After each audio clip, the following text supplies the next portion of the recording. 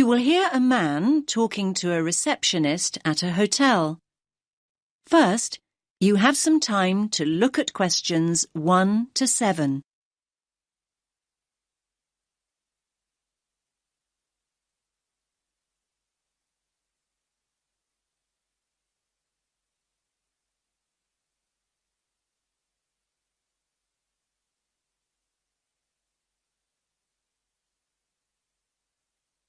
Listen carefully to the first part of the conversation and answer questions 1 to 7.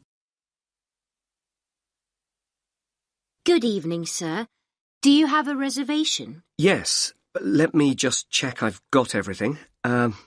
Sorry. Yes, a reservation. It's in the name of Hartley, Martin Hartley. Let me see. Oh, yes. Here it is. That's for 3 nights. Yes, that's right.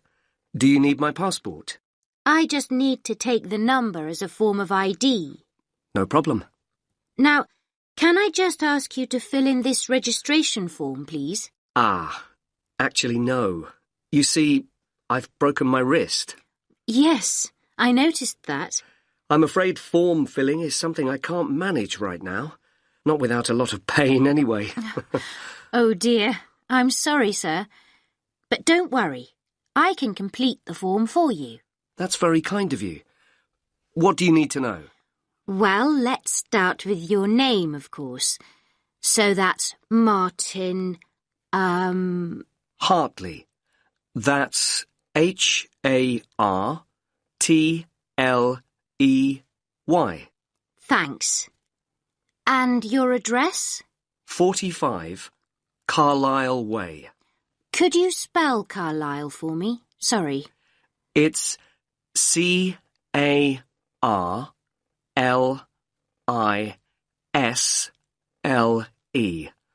You don't pronounce the S. Carlisle Way. And that's in Lewes. Lewes. And is there a state? I don't think you have states in the UK. No, we have counties. It's East Sussex. Sussex is with double S.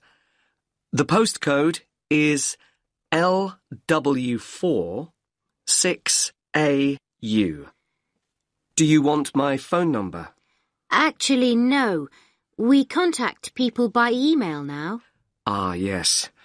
And send me lots of advertising too, I suppose. My email is hartleynitram@yahoo.co.uk. Sorry. A bit slower, please. Hartley, my surname, then Martin backwards, NITRAM. That's all one word. And all lowercase? That's right. No capitals. At yahoo.co.uk. Thank you very much, Mr. Hartley. And could you give me your passport now, please? Thanks. You can have that back now. And that's for 3 nights, so checking out on Sunday morning? OK. You're in room 16. That's on the first floor, overlooking the courtyard. Here's your key. Would you like somebody to take your bag? Now you have some time to look at questions 8 to 10.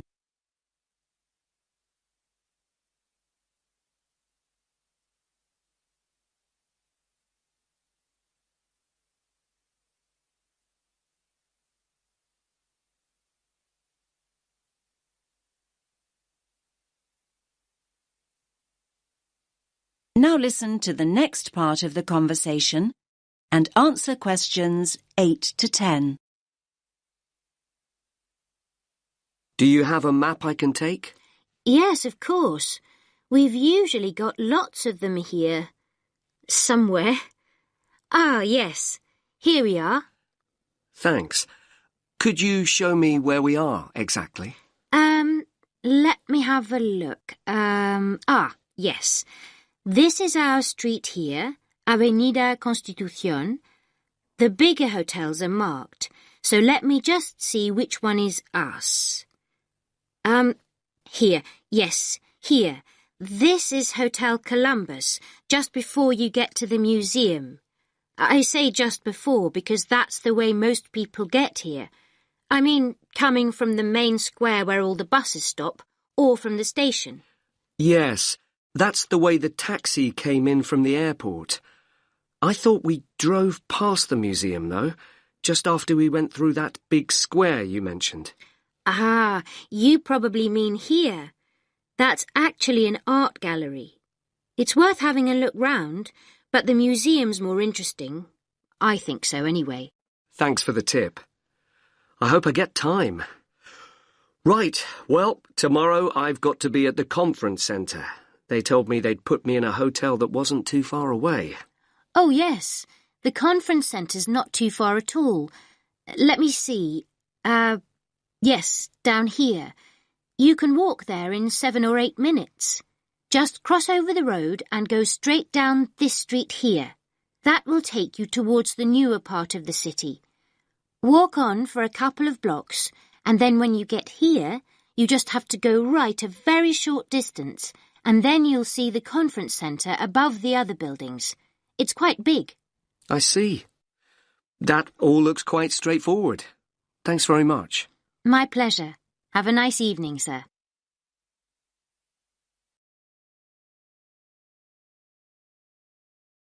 That is the end of part 1. You now have half a minute to check your answers.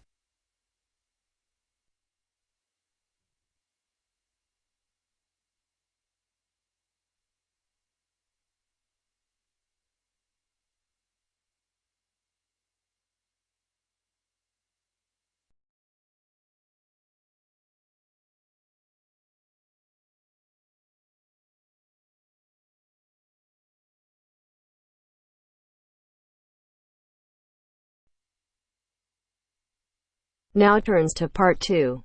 Part 2. You will hear a talk about young people living on their own.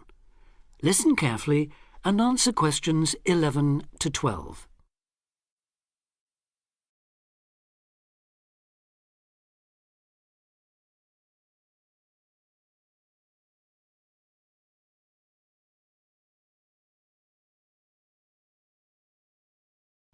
Listen carefully and answer questions 11 to 12. Loneliness is something we all suffer from in varying degrees, but young people living on their own can be particularly vulnerable. Many who leave the family home find they are less confident and have more difficulty in finding their feet than they expected. Often, going to work or study in another town or city will be the first time they have lived away from home.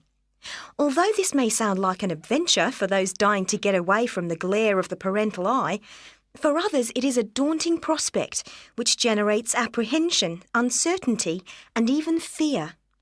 In fact, in a recent survey of over 1,600 people who had recently left home, 32% said that understanding and coping with loneliness was a crucial issue for them and made them feel highly stressed and distracted. An annual report by researchers last year recorded a noticeable increase in the number of individuals with homesickness, transition and isolation issues.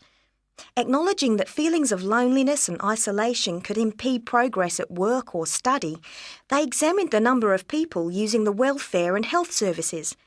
They found that young people in particular were prone to difficulties. Last year, 61% of all people using counselling services were aged under 30, and of this group, 57% were men.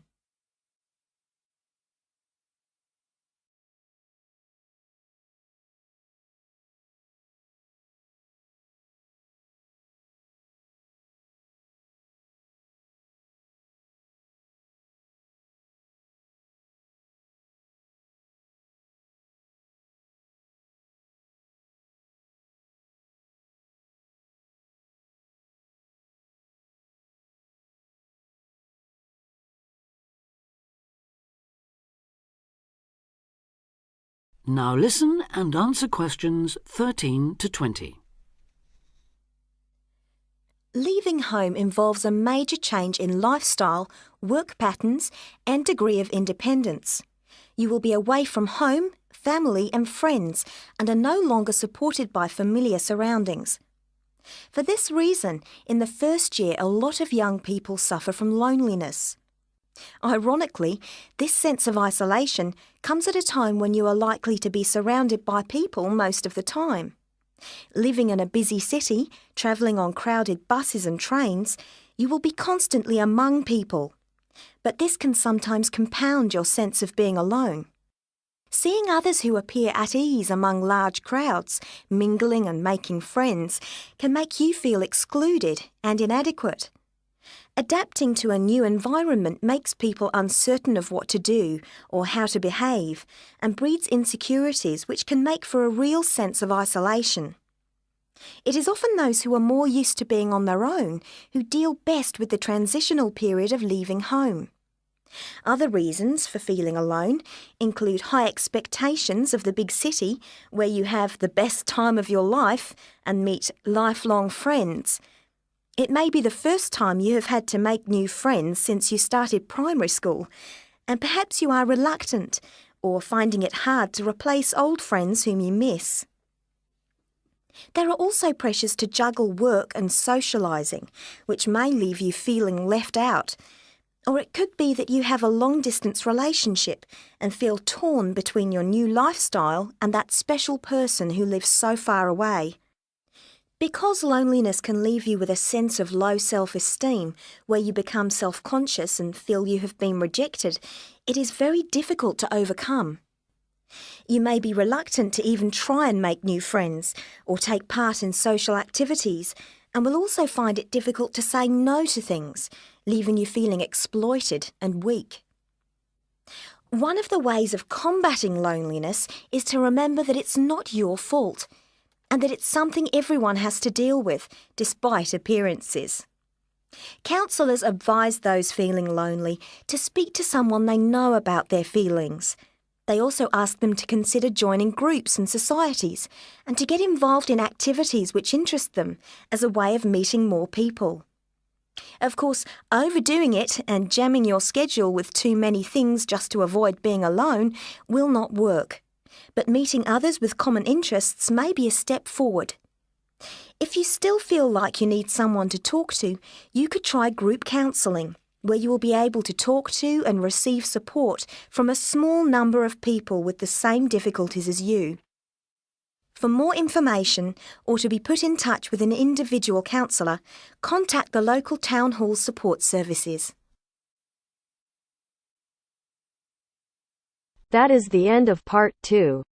You now have half a minute to check your answers.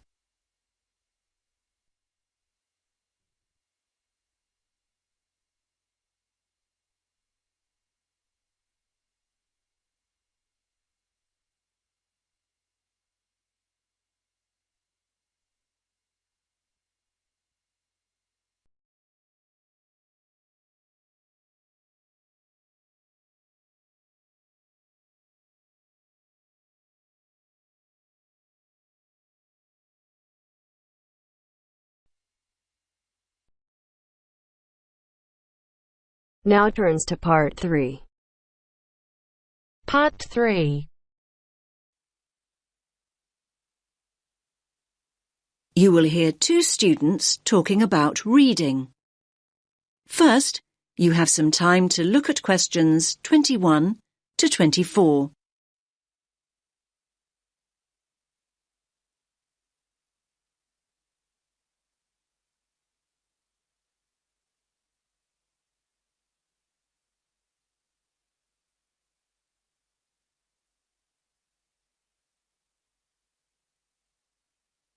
Listen carefully to the first part of the conversation and answer questions 21 to 24. Hi, Milena. How's your research for your assignment going? Which assignment, Josh? The one on sustainable transport. It's due in on Friday. Oh, I've not nearly finished it. I've still got so many articles to get through. In fact, I need to read another 2 books on the reading list before I can even think about writing it up. It doesn't help that I'm a really slow reader. Well, why don't you practice speed reading, just like me? Oh, let me into your secret. If anything, if I don't get a move on, my assignment is going to be late. What exactly is speed reading, anyway? Well, speed reading basically means reading faster and more efficiently. It can make such a difference. I've noticed the benefits already, and I've only been doing it a few weeks. Sounds good. What benefits are we talking exactly? Well, the majority of people read at an average rate of 250 words a minute. So that means that an average page in a book or document would take you around 1 or 2 minutes to read. So up to 2 minutes a page. That sounds quite fast to me. I reckon I spend at least 5 minutes on each one. But just think about it. Imagine if you could double that rate to 500 words a minute. You could zip through all the articles and books in half the time. Another thing is that it can help you understand the basic structure of an idea or an argument much better. Now you have some time to look at questions 25 to 30.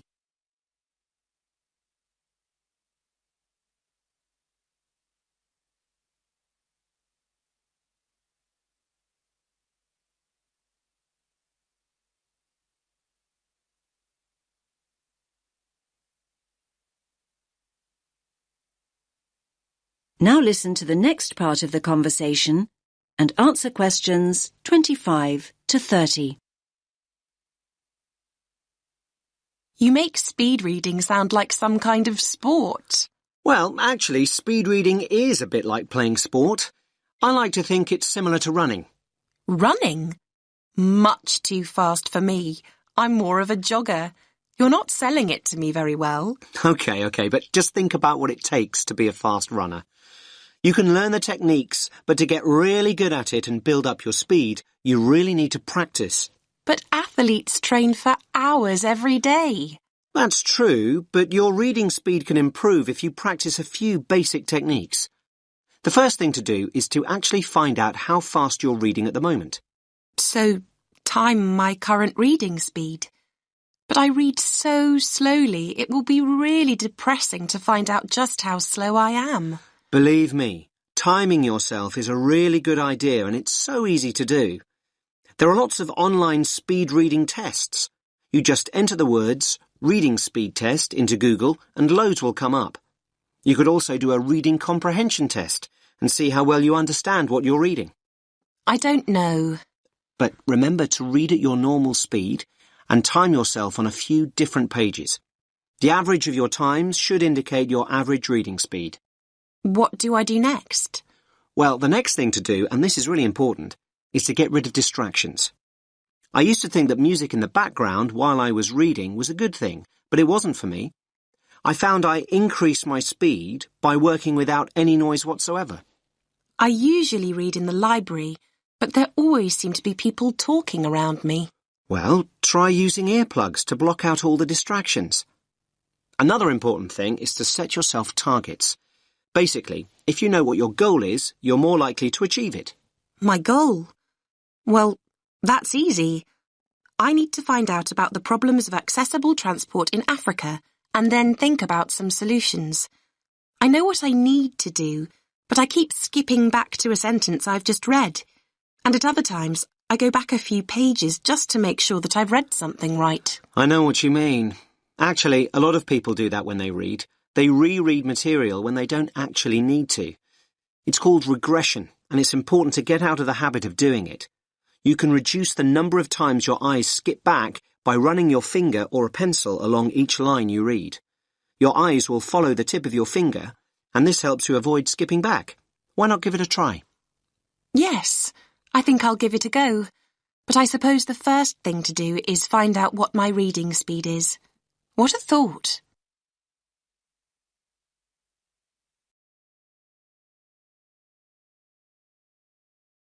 That is the end of part 3. You now have half a minute to check your answers.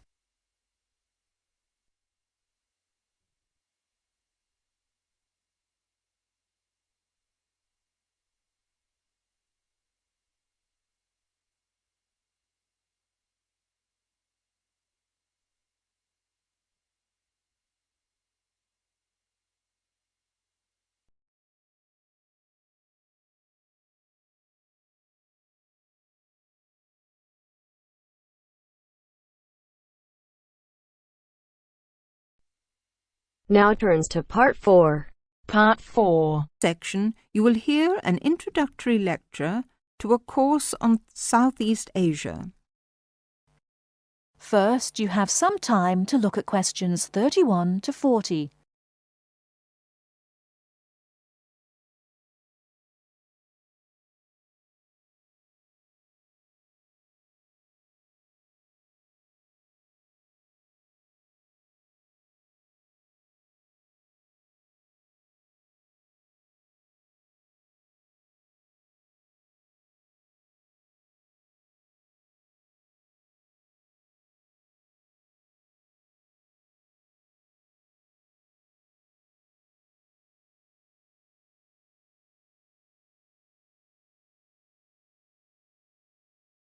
Now, listen carefully and answer questions 31 to 40.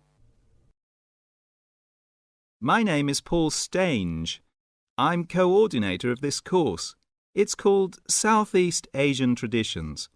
I'm also the author of the study guide and the course reader, and you should have those in front of you. As well as these, you'll need 2 textbooks for the course. There's the one by Osborne and there's another by Legg. I'll talk a bit more about the reading materials in a moment. Now, if you haven't got these materials, you can buy the textbooks at the university bookshop, and you can collect the study guide and the course reader from me on your way out of the lecture.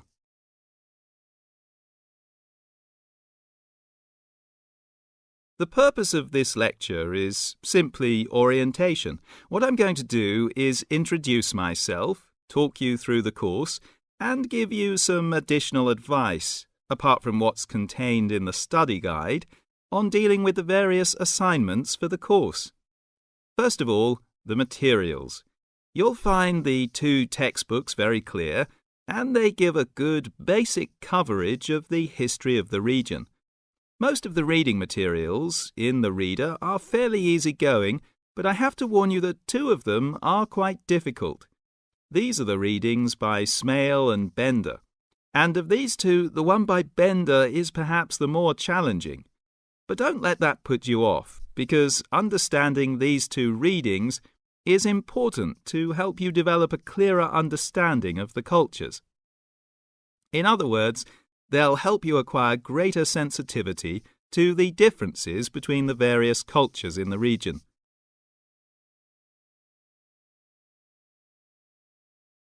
Now, the course itself. The course has multiple aims. It's primarily a history course, but it's not only a history course. It is, in most respects, a cultural history course focusing on Southeast Asia. Nevertheless, the course is, as you'll see from the materials, an introduction to the Southeast Asian Studies component of the Asian Studies programme. In looking at the cultural history of Southeast Asia, there are 2 major influences to be considered, the Chinese and the Indian. It's important not to forget the extensive influence that these 2 countries have had in the region. China has been trading throughout the region since at least the 6th century, so many of its cultural and social traditions have influenced the countries in the area, and religious practices from India have helped form today's culture. So we'll be looking for the links and the connections between traditional patterns and today's developments in the region. I think you can now begin to see how these past influences might form a background for the present-day social practices. And in the same way, this course will form a basis or background for 2nd and 3rd year courses, with their focus on the modern period, and in particular, the economic and political situation of the region. So, that's the outline of the course. I'd like to go on now to look at what you have to do, your assignments and so on.